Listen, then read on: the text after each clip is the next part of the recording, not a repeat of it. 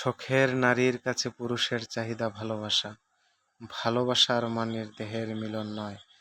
দেহের মিলন যদি হতো ভালোবাসা, পুরুষের ক্লান্ত শরীরে ক্লান্ত মনে ছুটে যেত পতিতালয়ে। পতিতালয়ে বিভিন্ন রং বেরঙের নারীর সুখ পুরুষকে আনন্দিত করে তুলতে পারত, কিন্তু পুরুষ তার শখের নারীর কাছেই ছুটে যায়, কারণ তার চাওয়া দেহ নয়, ভালোবাসা। ভালোবাসার মানে একে অপরকে বুঝতে পারা, মনের ভিতরে থাকা কষ্টগুলো মুখ দেখে বুঝতে পেরে নিজের হৃদয় থেকে আগলে ধরার নাম ভালোবাসা।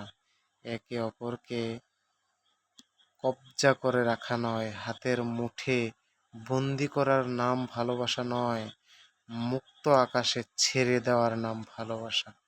ভালোবাসার নাম যদি হয় বন্দি করে রাখা, তাহলে পুরুষ জেলখানাতেই স্বাচ্ছন্দ্য বোধ করতে পারত।